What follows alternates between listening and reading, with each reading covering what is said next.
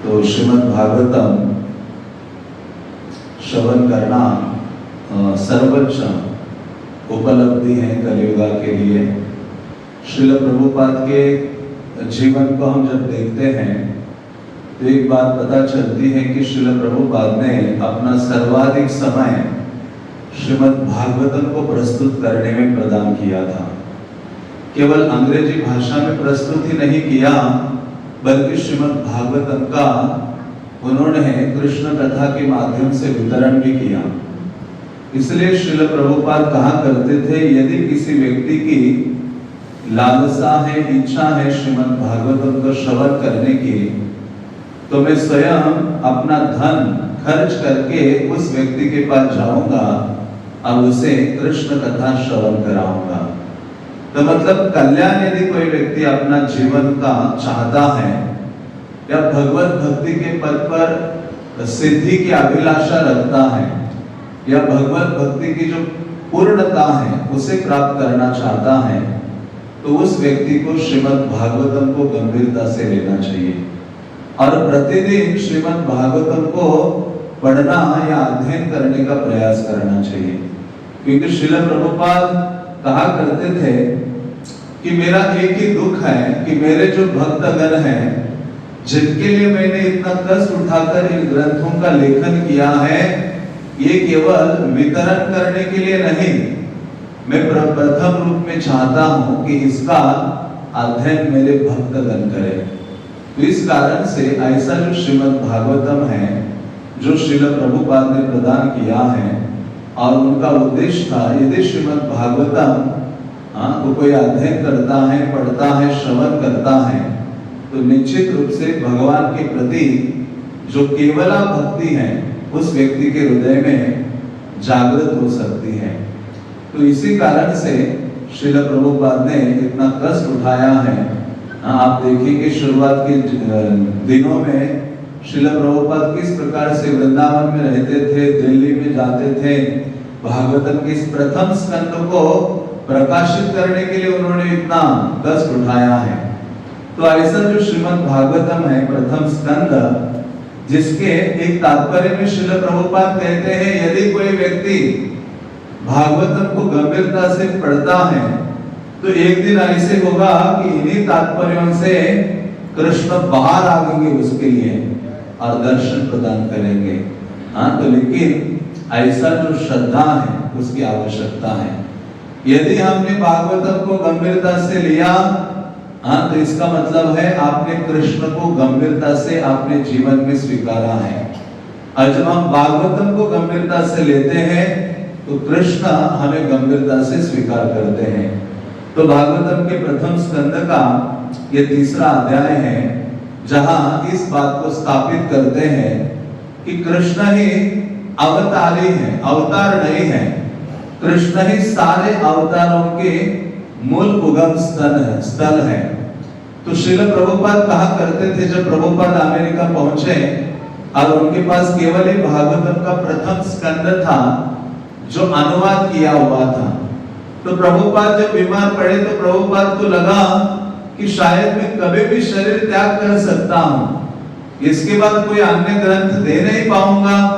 तो प्रभुपाद ने शिष्यों को कहा, ये भागवतम का प्रथम स्कंद ही काफी है भगवत धाम जाने के लिए। भगवत भक्ति के जितने मूल सिद्धांत आदि है, जितनी शिक्षाएं हैं, उसको मैंने इस प्रथम स्कंद में प्रस्तुत किया है, प्रथम स्कंद के तात्पर्य में प्रस्तुत किया है। यदि इसका हम आश्रय लेते हैं, इसको गंभीरता पूर्वक पढ़ते हैं, समझते हैं और अपने जीवन में धारण करते हैं, तो निश्चित रूप से व्यक्ति भगवत धाम जाने के लिए योग्य हो जाएगा। तो ऐसा तीसरे स्कंद के इन श्लोकों में अलग अलग अवतारों का वर्णन किया है। तो इस अध्याय का जो जन्म स्थान है, मूल है, वो पहले अध्याय में है, जहां जो नैमिषारण्य के ऋषि मुनि है, उन्होंने कई प्रश्न पूछे, 6 प्रश्न पूछे और उनमें से पांचवा प्रश्न था जो पहले अध्याय में प्रस्तुत किया है, जहां वे कहते हैं अथाख्यायि हरेर धीमन अवतार कथा शुभा। भगवान की ये जो अवतारों की कथा है ना, ये बहुत मंगलप्रद है, बहुत शुभदायी है। हाँ, वो कहते हैं कि हे सूत गोस्वामी, हम इन भगवत अवतारों की कथा को सुनने के लिए बहुत उत्सुक और लालायित हैं। वयम तु न विद्रुप्यामं उत्तम श्लोक विक्रमे। वो कहते हैं हम संतुष्ट नहीं हो रहे हैं। उत्तम श्लोक का ये जो गुणानुवाद है, इसको हम बारंबार सुनना चाहते हैं। स्वादु स्वादु पदे पदे, इतना आस्वादनीय है। और वास्तव में भगवान की कथा इतनी अद्भुत और आनंद प्रदान करने वाली है। यदि किसी व्यक्ति की लालसा हो जाए तो ये तीसरे अध्याय का उगम क्या है? केवल नैमिषारण्य में उपस्थित जो ऋषिगण है उनकी श्रवण लालसा। जैसे जगन्नाथ का उगम स्थल क्या है? महाराज इंद्रद्युम्न की दर्शन लालसा।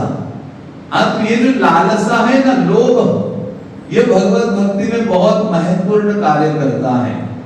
इसलिए हमें लोभी बनना है। हम भौतिक रूप से ये जो लोभ है, ये हमें विनष्ट कर देता है और जीवन भर कष्ट प्रदान करता है। ये जो लोभ है, भौतिक लोभ, श्रील प्रभुपाद कहा करते थे, भौतिक लोभ व्यक्ति को नहीं रखना चाहिए, क्योंकि ये भौतिक जो लोभ है या जो दृढ़ है, वो भगवत भक्ति के लिए उचित नहीं है। गीता में भगवान कहते हैं, त्रिविधम नरकस्येदम द्वारम नाशनः आत्मनः कामं क्रोधम तथा लोभम तस्मात् एतत् त्रयं त्यजेत्। भगवान कहते, अरे ये जो नरक के द्वार हैं, एक बुद्धिमान व्यक्ति को इसको तुरंत त्याग देना चाहिए, अन्यथा वो जीवन भर कष्ट प्राप्त करता रहेगा। भौतिक लोभ ऐसा है, और भौतिक लोभ ऐसा है कि लोभी व्यक्ति कभी संतुष्ट नहीं हो सकता। उसको संसार का सारा धान्य दे दो, सारे पशु दे दो, सारी स्त्रियां दे दो, सारा धन दे दो। भागवतम में वर्णन आता है ये श्लोक, जहां कहते ये सब देकर भी जो लोभी व्यक्ति है वो संतुष्ट नहीं होगा, क्योंकि लोभ के द्वारा बुद्धि भ्रष्ट हो जाती है, नष्ट हो जाती है। और जब बुद्धि नाश हो जाता है तो व्यक्ति की लज्जा नष्ट हो जाती है, और निर्लज्ज व्यक्ति कोई भी चीज का संग्रह करने के लिए सोचता नहीं है। हाँ, सबके सामने वो लोभी व्यक्ति सब चीजों को इकट्ठा करने में लग जाता है। और जब व्यक्ति के जीवन में लज्जा नष्ट हो जाती है तो शास्त्र कहते हैं उससे उसका धर्म नष्ट हो जाता है। और जब जीवन में धर्म नष्ट हो जाता है तो जीवन की सारी जो मंगलता है, शुभता है, वो सब कुछ विनाश हो जाता है या नष्ट हो जाता है।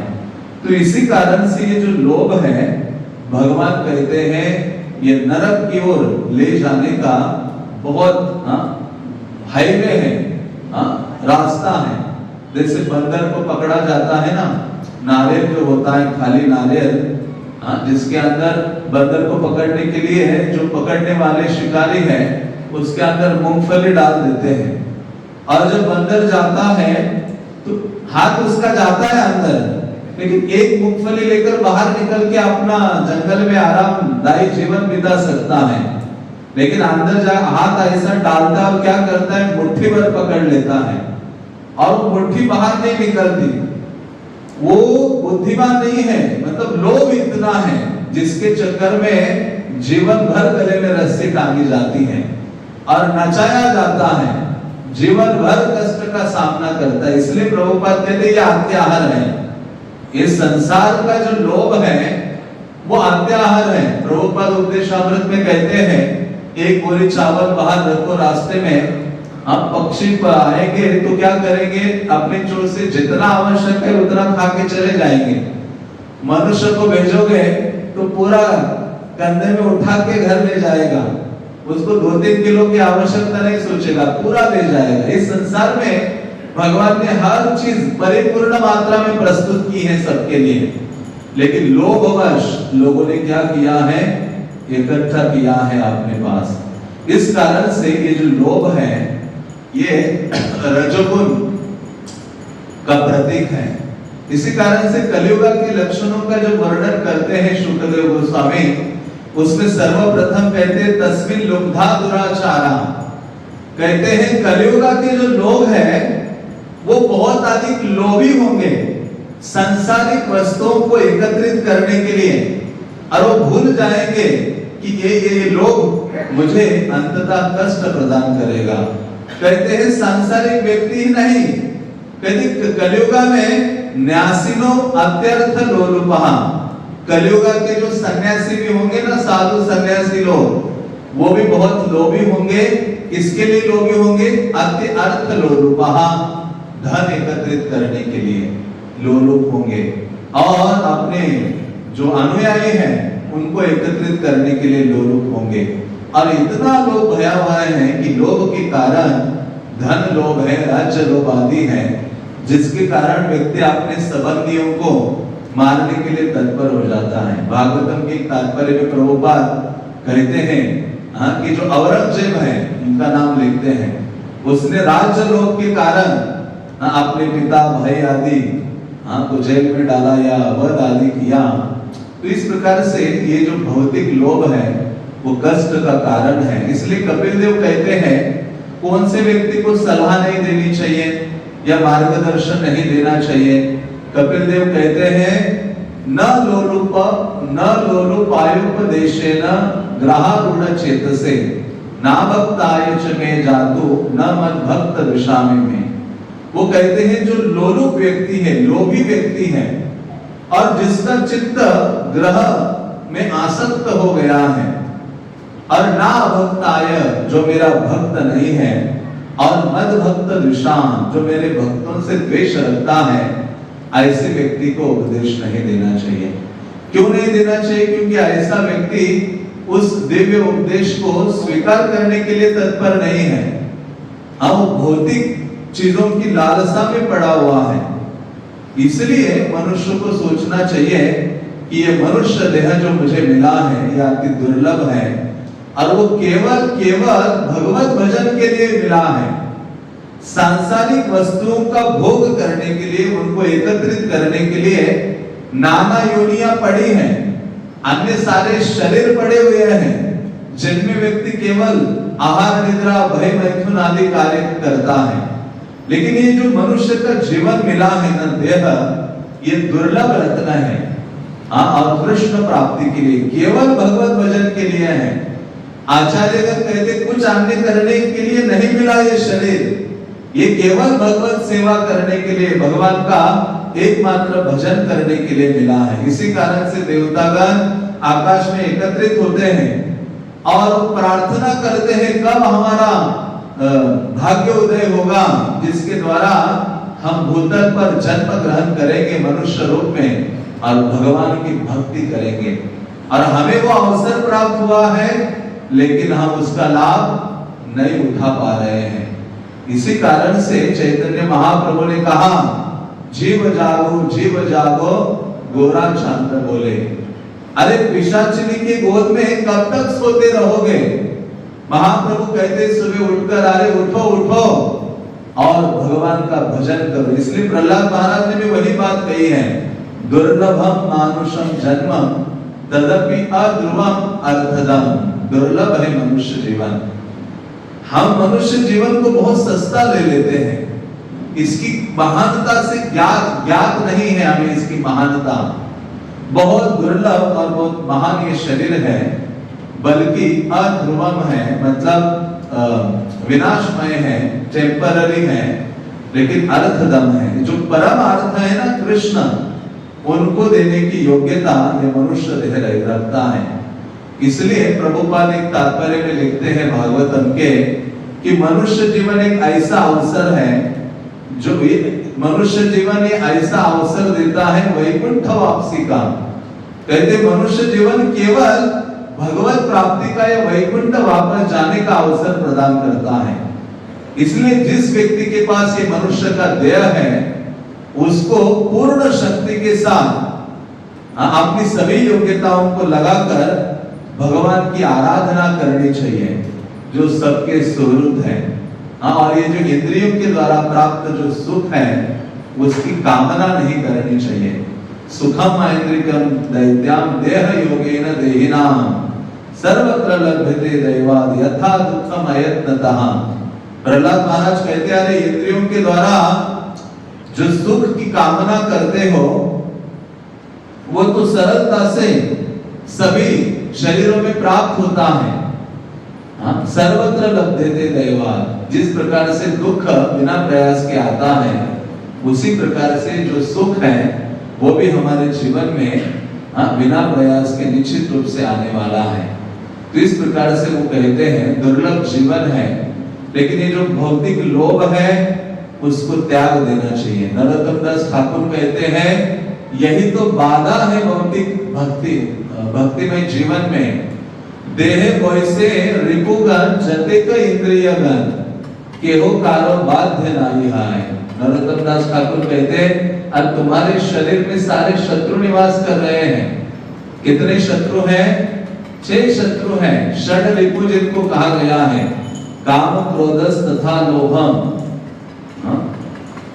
वो कहते हैं काम क्रोध लोभ मोह मद और मात्सर्य ये मगरमच्छ के समान है और निरंतर ये जीव को चबाते रहते हैं अपने विकराल दांतों के माध्यम से। इस कारण से नरोत्तम दास ठाकुर कहते हैं ये जो 6 रिपु हैं, 6 शत्रु हैं जो भगवत भक्ति में बाधा प्रदान करते हैं, ये काम के ही रूपांतर हैं।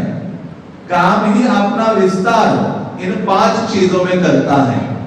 काम किसको कहते हैं हम? काम क्या है? हम जनरली सोचते हैं स्त्री पुरुष का जो संग है उसको काम कहा जाता है, लेकिन काम का अर्थ है कामना, संसार को भोग करने की कामना, विषय वासना का भोग करने की जो कामना है उसे काम कहते हैं। और जब वो काम की पूर्ति नहीं होती उसमें अवरुद्ध आ जाता है तो उसको क्रोध कहा गया है। और ये जो कामना है, जब उत्तम भोग करने की वस्तुएं प्राप्त करने चाहते हम या धन ऐश्वर्य की अति मात्रा में कामना करते हैं या उसकी ओर आकृष्ट हो जाते हैं, उसी को ही लोभ कहा गया है। और जो मोह है यही कामना या विषय वासना अनित्य और नश्वर वस्तु में हमें आसक्त रखती है और हमारा जो स्वरूप ज्ञान है, आत्म ज्ञान है, उसको ढक देती है, अचन्न रखती है। इसी को ही मोह कहते हैं और मोह के द्वारा ही मद उत्पन्न होता है। अज्ञानता के कारण हम अपने को सोचते भाई बहुत पढ़ा लिखा हूँ, धनी हूँ और मैं मान की अपेक्षा रखता हूँ, इस प्रकार से अपने आप को सर्वे सर्वा मान लेते हैं। तो इस कारण से मद हमारे हृदय में आता है और फिर उसी का प्रभाव है मात्सर्य, मतलब ईर्ष्या या द्वेष। दूसरों के पास इन्हीं वस्तुओं को जब अधिक मात्रा में देखते हैं तो हमारे अंदर दूसरों की असहनशीलता प्रकट होती है और जो है मद या मात्सर्य, ईर्ष्या या द्वेष है। इसलिए नरोत्तम दास ठाकुर ने कहा काम क्रोध लोभ मोह मद मात्सर्य दंभ सह स्थाने स्थाने नियुक्त करीबो। कहते इन सब चीजों को कृष्ण की सेवा में लगाओ। भक्त क्या इनको पराजित करने का प्रयास नहीं करता है, मैं काम को पराजित करूंगा, लोभ को पराजित करूंगा। भक्त क्या करता है, जो ये चीजें हमारे हृदय में हैं उनको केवल भगवान की सेवा में लगा देता है।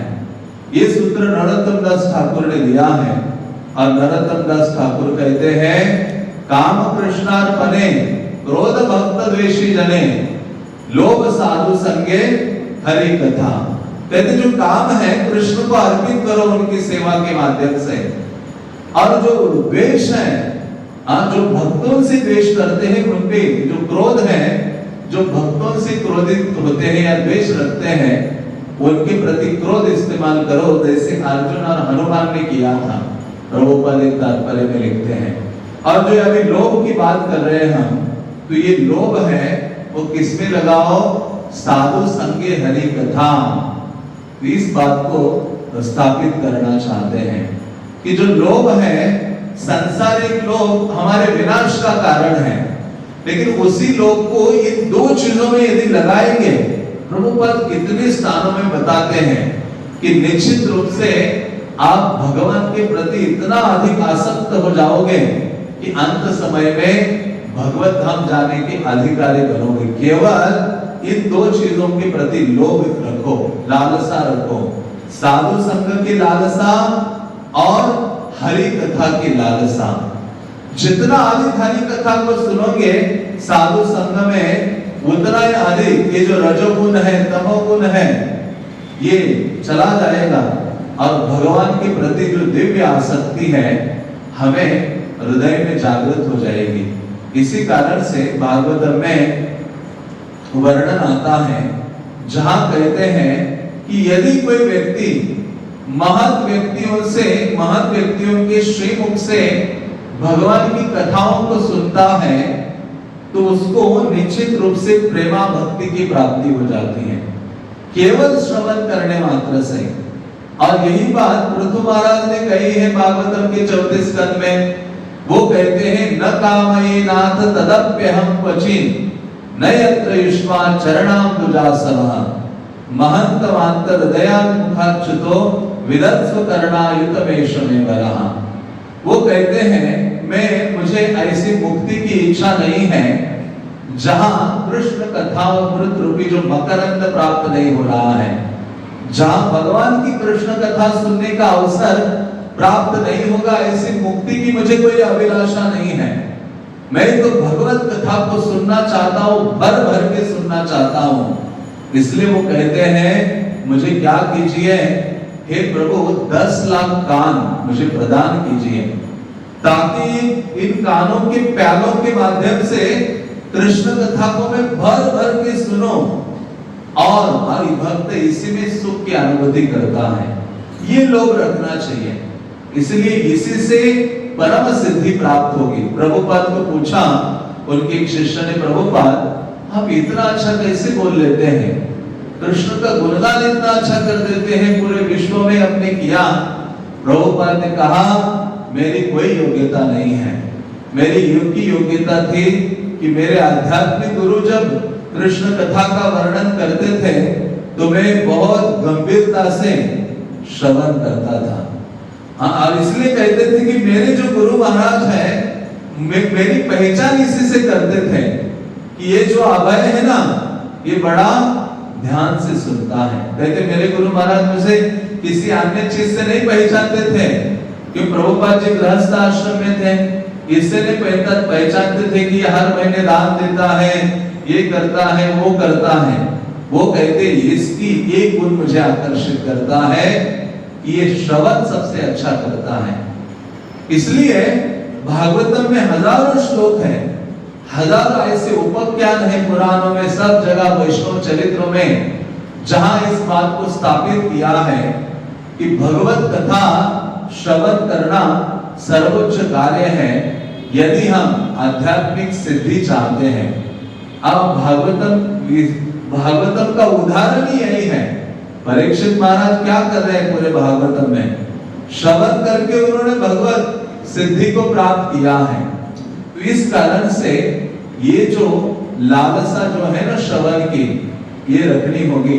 जो भागवतम की ऋषियों को ये लालसा थी, वो लालसा को प्रकट किया सुत गोस्वामी के सामने और उनको इतने अवतारों की कथा श्रवण करने का अवसर प्राप्त हुआ। इसलिए जो बुद्धिमान व्यक्ति है उसको ये लोभ बढ़ाना होगा साधु संग के प्रति। इसलिए कहते महत साधु संग, उन्नत भक्तों का संग करने की लालसा, उनसे श्रवण करने की लालसा सदैव रखनी चाहिए। इसलिए आध्यात्मिक लोभ हमारा बढ़ता है जब हम श्रवण करते हैं।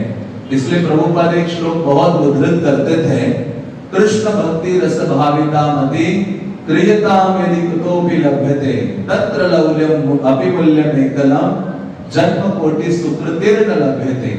हाँ, प्रभुपाद कहा करते थे, अरे कृष्ण भावना भावित मति, हाँ ये जहां भी आपको प्राप्त हो रही हो, हाँ तो उसको आप करोड़ों जन्मों की सुकृति से नहीं ग्रहण कर सकते। हाँ, उसके लिए मूल्य क्या है? तत्र मूल्यम लौल्यम। हाँ, लालसा ही एकमात्र मूल्य है। इसलिए भगवान को प्राप्त करने का जो मूल्य है वो है लालसा। आप कितने लालायित हो भगवान को समझने के लिए, भगवान को जानने के लिए, हाँ, भगवान की कथा का श्रवण करने के लिए, भगवान की सेवा करने के लिए कितने लालायित हो। ये लालसा ही हमें कृष्ण भक्ति या कृष्ण प्रदान करती है। जैसे इंद्रद्युम्न महाराज हैं, उनके जब सभागृह में सभा हो रही थी, सारे मंत्री साधुगण आदि उपस्थित थे, तब एक अचानक एक साधु खड़ा होता है और वो कहता है, बल्कि इन्होंने पूछा कि मैं अपने चर्म चक्षु के द्वारा परम भगवान को देखना चाहता हूँ, भगवान कहाँ ऐसे उपस्थित है। ये लालसा उन्होंने व्यक्त की, जिसके द्वारा वो जो साधु था, बल्कि स्कंद पुराण कहता है वो साधु नहीं था, भगवान ही उस सभा में उस साधु के रूप में उपस्थित थे और उन्होंने कहा कि नीलाचल धाम में नील माधव के रूप में भगवान विराजमान है, जिनको आप अपने चर्म चक्षुओं के द्वारा देख सकते हो। तो इतने इंद्रद्युम्न लालायित हो गए भगवान को देखने के लिए, उन्होंने अपना अवंती मालव देश उज्जैन का राजपाट त्याग दिया और रानी और प्रजाजनों को कहा कि आप देखना चाहते हैं भगवान को, चाहते हैं तो चलिए मेरे साथ, नहीं तो यहाँ ही रहिए। उनकी लालसा को देखकर, हाँ, इन प्रजाजनों के हृदय में वो लालसा जागृत हो गई। उन्होंने उज्जैन को पूर्णतः त्याग दिया, थोड़ा सा सामान अपने साथ लिया और निकल पड़े कई महीनों की यात्रा के लिए, कहा नीलाचल धाम के लिए। और वहां जाकर क्या करना चाहते थे? परम भगवान को अपनी चर्म चक्षुओं के द्वारा देखना चाहते थे महाराज इंद्रद्युम्न। और उनकी दर्शन की लालसा देखकर, क्योंकि जगन्नाथ जी जब प्रकट हो गए, स्थापित हो गए, तो भगवान ने कहा, महाराज इंद्रद्युम्न, तुम्हारी ये जो दर्शन लालसा थी ना, जिसके कारण मैं प्रकट हो गया था। हाँ, तो इसलिए ये जो जब तक हमारे अंदर ऐसी बहुत प्रबल लालसा जागृत नहीं होगी, तब तक भगवत प्राप्ति बहुत दूर है। इसलिए प्रभुपाद ने ये कार्यक्रम दिया है, मंगल आरती जाओ, भक्तों का संग करो, ध्यान पूर्वक जप करो तुलसी के पास, ग्रंथों का अध्ययन करो, हाँ, दिन में सभी सेवाओं में भाग लो, नाम संकीर्तन करो, हाँ, विनम्रता का भाव प्रदर्शित करो। तो ये सब प्रभुपाद ने दिया है, इन सबको करते रहेंगे, हाँ, तो वो लालसा, भगवान को समझने की लालसा, जानने की लालसा जागृत होगी। हाँ, तो ये लालसा ऋषियों ने थी, जिसके कारण सूत गोस्वामियों ने इन अवतारों की कथा का वर्णन किया। और इन कथाओं का वर्णन करते करते आज का जो श्लोक है, मत्स्यावतार, भगवान किस प्रकार से एक मछली के रूप में प्रकट होते हैं, ऐसी वैसी मछली नहीं, हाँ, सुवर्ण मछली, और इतनी विशाल मछली जिसकी हम तुलना नहीं कर सकते या कल्पना नहीं कर सकते। बल्कि इन अवतारों की कथा भागवत कहता है, सायं प्रातः दृढ़ भक्त्या दुख ग्रामान विमुच्यते, कि यदि कोई व्यक्ति भगवान के दिव्य अवतारों के बारे में सुबह शाम सुनता है, तो जो ये भौतिक दुख है ना, वो पूर्णतः विनष्ट हो जाते हैं। तो इस प्रकार से आज का श्लोक है, इस अध्याय में कई 24 अवतारों का वर्णन है, लेकिन आज के श्लोक के जो प्रमुख 10 अवतार हैं, उसका जो प्रथम अवतार है, 10 अवतार में मत्स्य अवतार, भगवान का, उसका वर्णन किया गया है। तो भगवान प्रकट होते हैं, यदा यदा हि धर्मस्य ग्लानिर्भवति भारत अभ्युत्थानम् अधर्मस्य तदात्मानं सृजाम्यहम् परित्राणाय साधूनां विनाशाय च दुष्कृताम्। भगवान, आचार्यगण कहते हैं, केवल भक्तों के लिए भगवान अवतरित होते हैं, आसुरों का विनाश करने के लिए नहीं। भगवान तो इतने प्रेम करते हैं अपने भक्तों से, उनकी रक्षा और उनको आनंद प्रदान करने के लिए अवतरित होते हैं अपने दिव्य लीला और कार्यकलापों के माध्यम से। इसलिए ये जो वर्णन है मत्स्यावतार भगवान की लीला का 8वें स्कंद में जो 24वां अध्याय है, जिसमें केवल मत्स्यावतार का वर्णन शुकदेव गोस्वामी परीक्षित महाराज को करते हैं, क्योंकि वहां भी परीक्षित महाराज जानना चाहते हैं भगवान के इस विशेष अवतार के बारे में। परीक्षित कहते हैं सुनना चाहता हूं भगवान मछली के रूप में आए, क्या उन्होंने लीलाएं की, क्या तत्व ज्ञान प्रदान किया।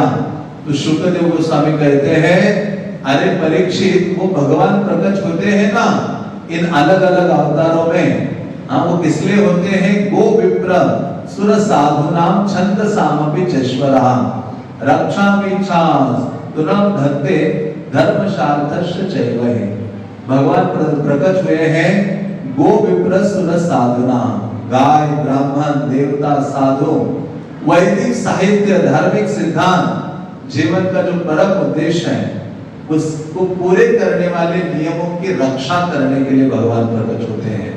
कहते इतनी चीजों की रक्षा करने के लिए गाय ब्राह्मण देवता साधु वैदिक साहित्य धार्मिक सिद्धांत और जीवन का जो परम उद्देश्य प्रदान करने वाले जो वैदिक नियम हैं उनकी रक्षा करने के लिए भगवान प्रकट होते हैं।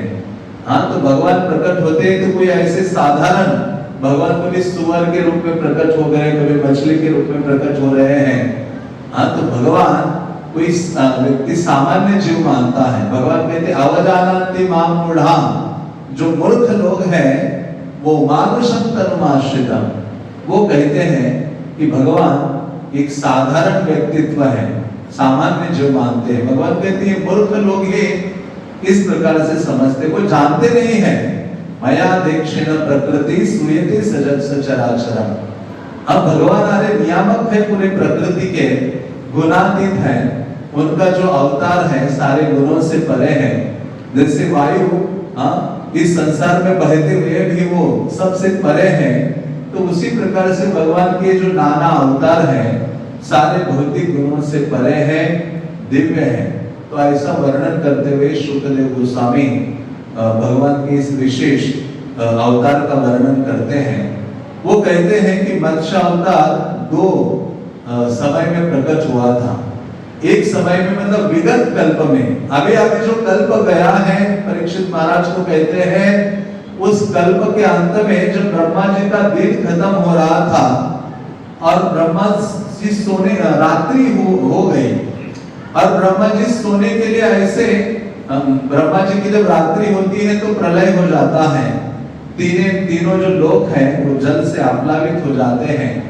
और ब्रह्मा जी अभी लेटने ही गए थे, तो लेटने गए तो उस समय उनके मुख से वेद निकल पड़े और जो हयग्रीव नाम का असुर है उसने क्या किया, उन वेदों को चुरा लिया, जिसके कारण भगवान प्रथम बार मत्स्य अवतार के रूप में प्रकट हुए थे। ददार शबरी रूपम भगवान हरिश्वरहा। शबरी का अर्थ होता है मछली के रूप में भगवान अवतरित होते हैं, जिन्होंने वेदों को बचाया, वेदों को मानो रिस्टोर कर दिया। फिर शुकदेव गोस्वामी कहते भगवान दूसरी बार मत्स्य अवतार के रूप में प्रकट हुए थे चाक्षुष मनवंतर में। जो सत्यव्रत राजा हैं वो भी मनोहित हैं, वो भगवान के महान भक्त थे। वो केवल जलपान करते हुए और तपस्या करते थे, भगवान की सेवा आदि करते थे। और ये जो मनुष्य है एक दिन कृतमाला नदी के तट पर भगवान का ध्यान आदि कर रहे थे और वहां स्नान करते समय उन्होंने क्या किया था, तर्पण करने के लिए अपना हाथ जब जल में डाला तो उस समय एक छोटी सी मछली हाथ में आई और जैसे मछली हाथ में आई उन्होंने उस मछली को ऐसे फेंक दिया। उन्होंने लगा अरे ये क्या हो गया, गोपाल भट्ट गोस्वामी के हाथ में तो शालिग्राम शिला आई और मेरे हाथ में क्या आ रही है, मछली आ रही है।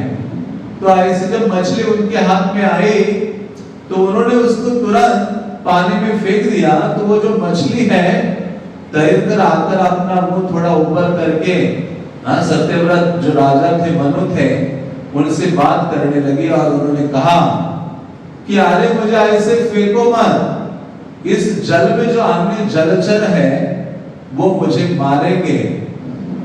तो जैसे बोलने लगे, बल्कि मानो भगवान याचना कर रहे हैं कि हे राजा मेरी रक्षा करो। अभी सारे संसार के जो रक्षक हैं, सर्वशक्तिमान हैं, वो स्वयं की रक्षा की याचना कर रहे हैं। जैसे बालक कृष्ण हैं, सभी को खिलाने वाले हैं, लेकिन वो माता यशोदा के सामने हाथ फैलाते, थोड़ा सा मुझे माखन दे। गोपियों के पास जाते आने को दूध दही मक्खन आदि दे दो। गोपियां कहते डांस करना पड़ेगा, नाचना पड़ेगा। हाँ, वो नाचते हैं। इतने एक मिनट के लिए नाचोगे तो इतना सा मिलेगा, और लंबा नाचोगे पूरा 1 घंटे तक तो पूरा ग्लास भर के मिलेगा। तो मानो थोड़े से छाछ के लिए भगवान नृत्य करते हैं। भगवान को भूख लगती है तो माता यशोदा का स्तनपान करते हैं, जो सबके पोषण करता है, पोषण दाता है। तो उसी प्रकार से यहाँ अपनी रक्षा की याचना करते हैं भगवान इस रूप में प्रकट होकर। तो राजा सोचने लगा कि ये परम भगवान है, तो उन्होंने ये निर्णय लिया कि इस मछली का या उनका मुझे रक्षण करना चाहिए।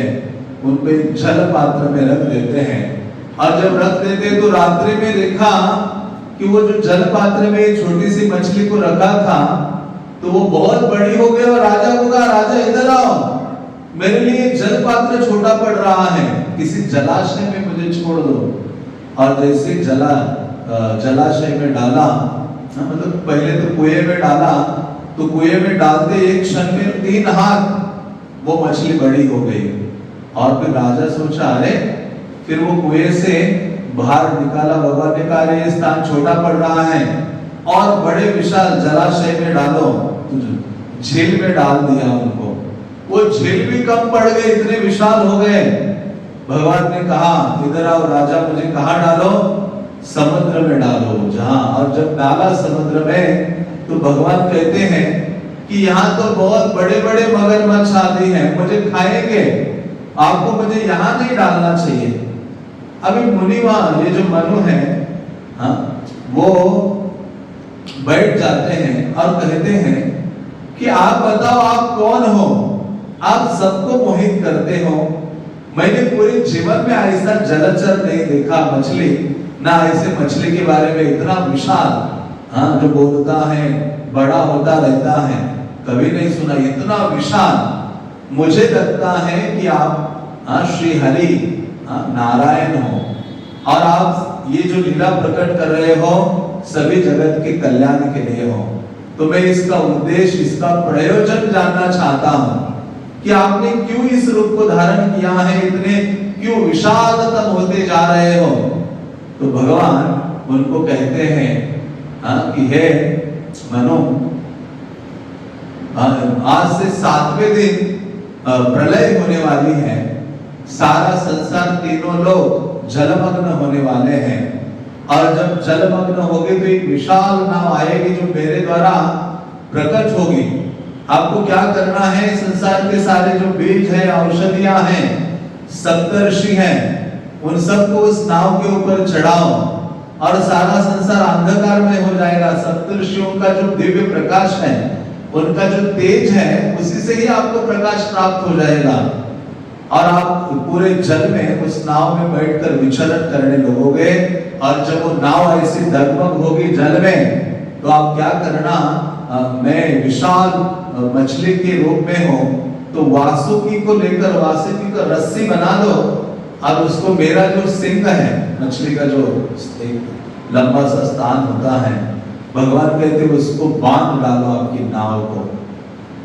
और जब तक ब्रह्मा की रात्रि समाप्ति नहीं होगी, तब तक मैं विचरण करता रहूंगा, और जो आवश्यक दिव्य ज्ञान है वो तुम्हारे हृदय में प्रकट होता रहेगा। और ये बोलकर भगवान प्रकट हो गए। ये जो मनु है, ये भगवान का स्मरण आदि करते, ध्यान करने लगते, देखते विशाल बारिश हो रही है, समंदर का जल इतना स्तर बढ़ गया है, क्योंकि समंदर कभी अपनी सीमा लांघता नहीं है, लेकिन प्रलय के समय में इतना जल बढ़ता है कि समंदर के जल से सारा त्रिभुवन भर जाता है। और तब वो देखते कि सामने नाव खड़ी है, तुरंत सब को बिठाते हैं, ब्राह्मण है, ऋषिगण है, सबको उस पर डाल देते हैं, औषधियां हैं, सब प्रकार के बीज आदि हैं, और वो देखते हैं कि भगवान का ये भगवान के स्वरूप को देखा, एक बहुत विशाल मछली को देखा उन्होंने, जो सुवर्ण मछली थी। भागवत में शुकदेव गोस्वामी कहते 80 लाख मील लंबी वो मछली थी, मतलब लगभग 1.5 करोड़ से अधिक किलोमीटर लंबी, इतनी विशाल मछली थी।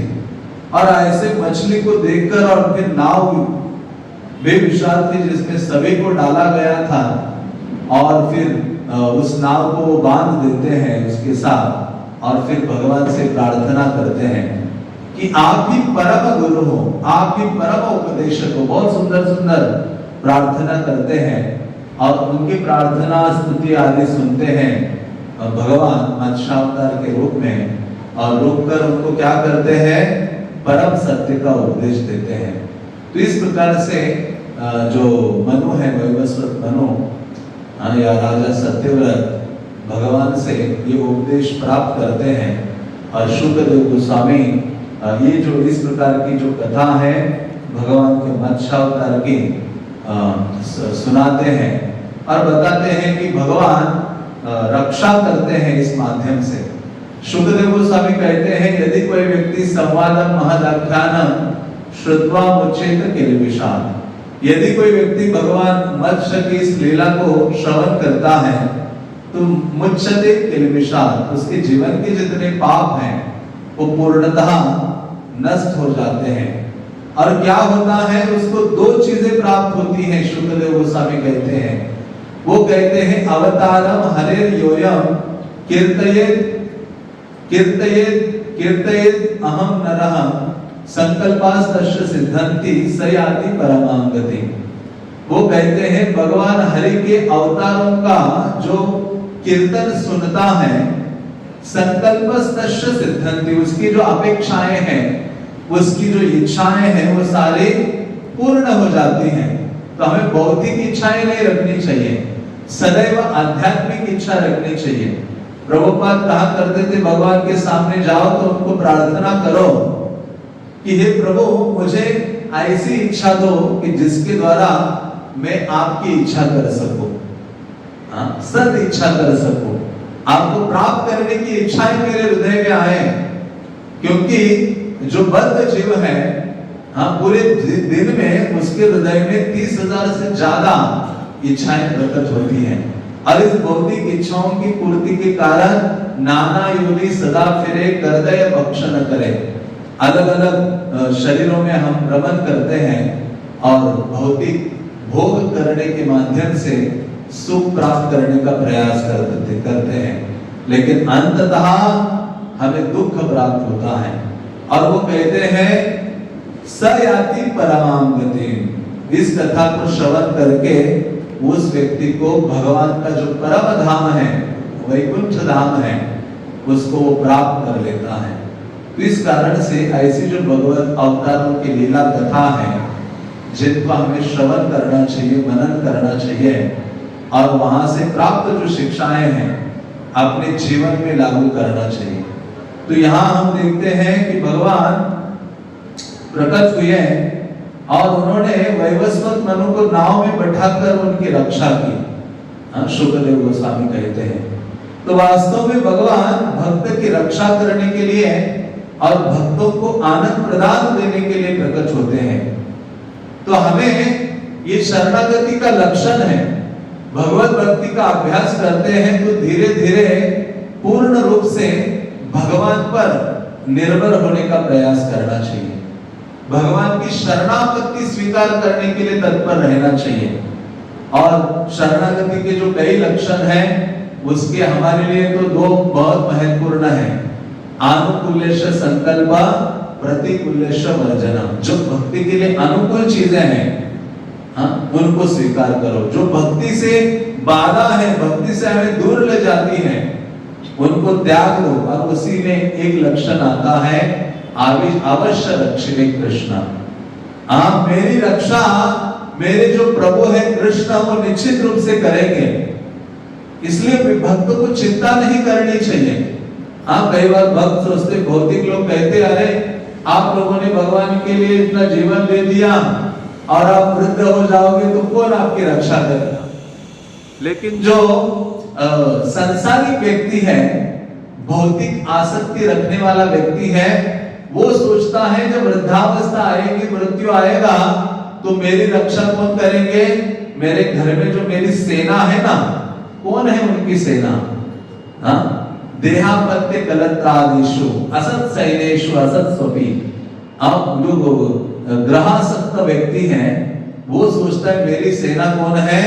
मेरे अपत्य है, मेरे पुत्र है, पुत्रियां हैं, कलत्र है, मेरी पत्नी है, आदिशु मेरे अन्य लोग हैं, वो मेरी सेना है।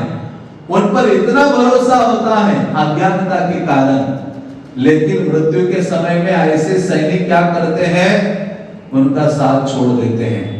गजेंद्र पूरे सेना के साथ गया था स्नान करने के लिए, समर वेकेशन मनाने के लिए, लेकिन गलती से मृत्यु नजदीक आ गई। चिल्ला रहा था, एक पत्नी नहीं थी, कई पत्नियां थी, कई बच्चे थे, कई मित्र परिजन थे, कोई रक्षा नहीं कर पाएगा। इसलिए भगवत भक्ति बहुत दृढ़ता के साथ करनी चाहिए और भगवान पर भरोसा रखना चाहिए। अवश्य रक्षिके कृष्णा, कृष्णा आप मेरी रक्षा करोगे। इसलिए जब इन अवतारों का वर्णन सुनते हैं तो एक बात को मन में रखना चाहिए कि भगवान मेरे लिए अवतरित हुए हैं। किसके लिए हुए हैं? किसके लिए हुए हैं? इनके लिए, उसके लिए, उसके लिए नहीं।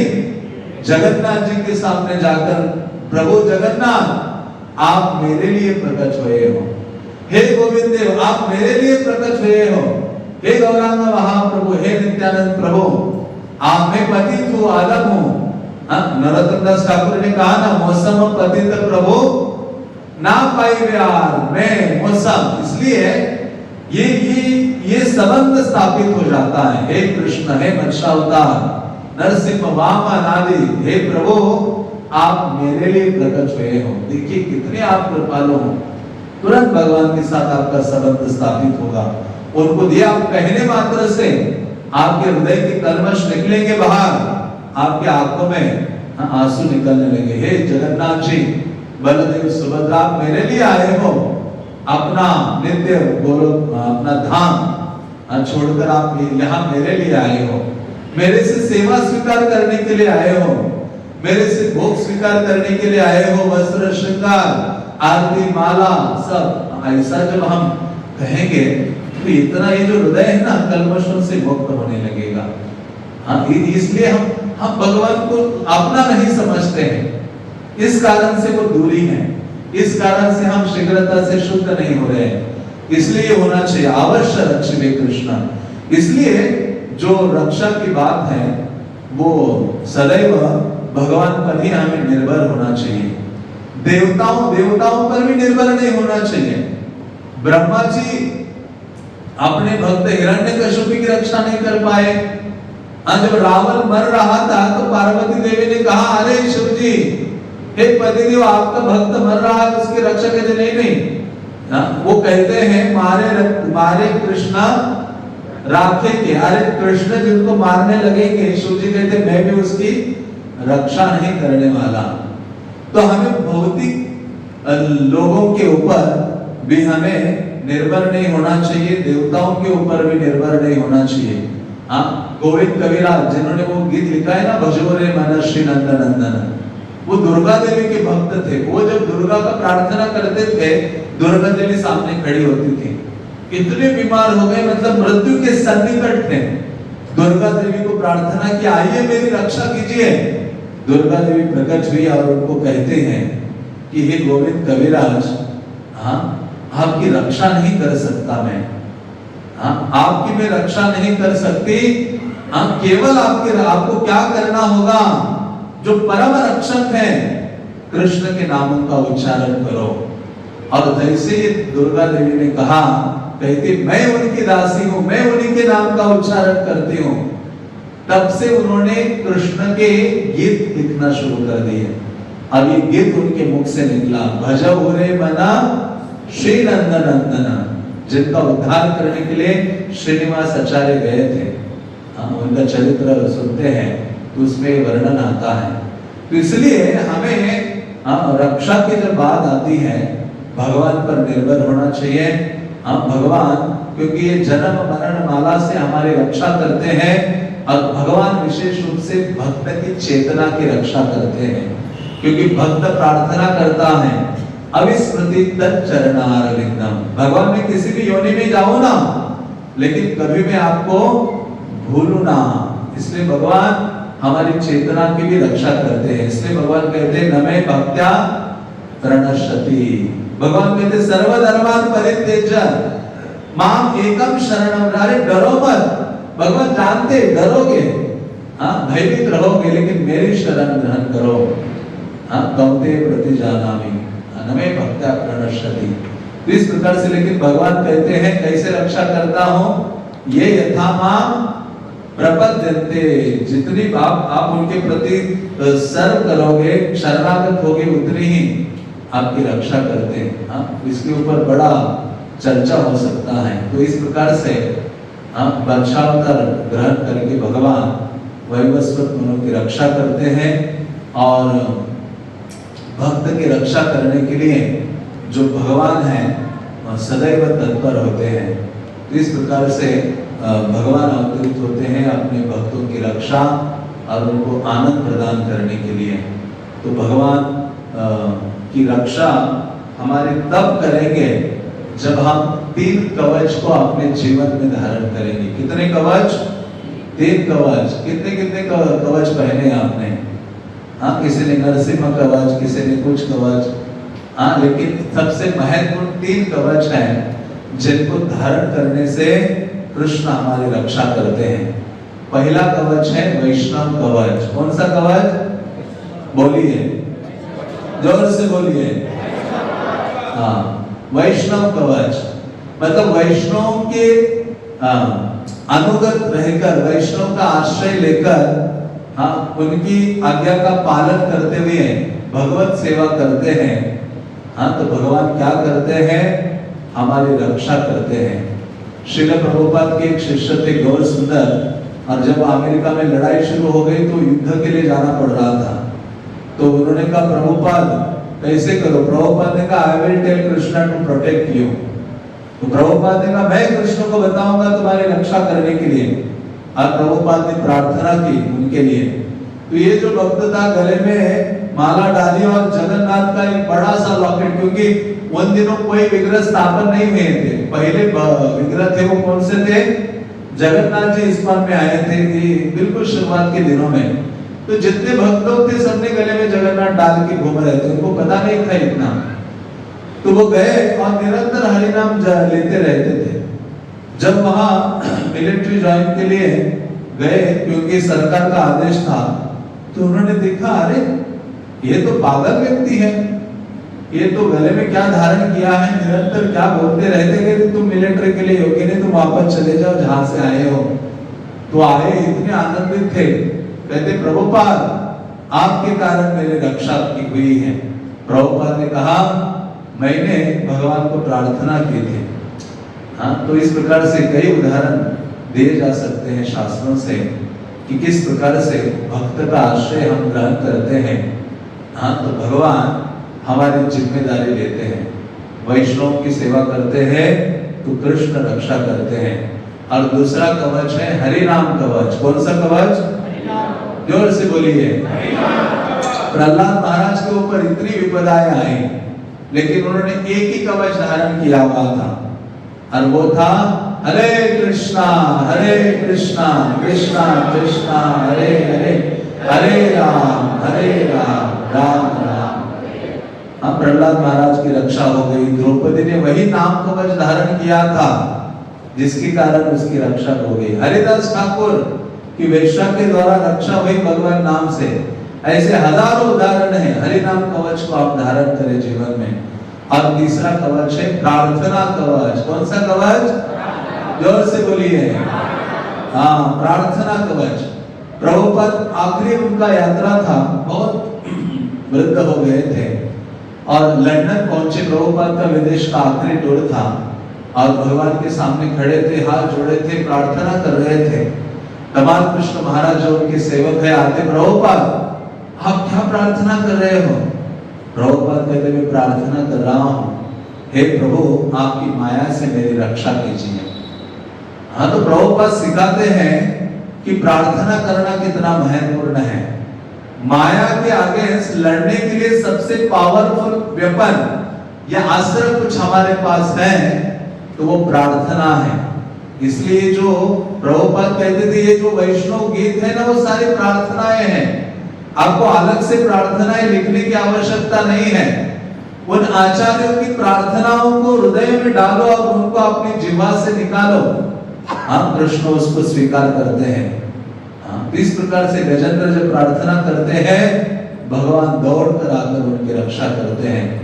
हाँ, तो इस प्रकार से प्रार्थना का रूपी जो कवच है वो हमें धारण करना चाहिए। हाँ, तो ये रक्षा चाहते हैं तो ये 3 कवच को हम अपने जीवन में धारण करें तो सदैव भगवत भक्ति में हमारी रक्षा होगी और अंततः कृष्ण का स्मरण होगा और उनके धाम की हम प्राप्ति कर पाएंगे। हरे कृष्णा कृष्णा कृष्णा हरे हरे, हरे राम राम राम हरे हरे। हम किसी का कोई बहुत लेट हो गए, हम प्रश्न हो तो पूछ सकते हैं, अंततः हम यहाँ विराम देते हैं। हरे कृष्णा। ग्रंथराज श्रीमद् भागवतम के पतित पावन श्रील प्रभुपाद की निताय गौर प्रेमानंदे।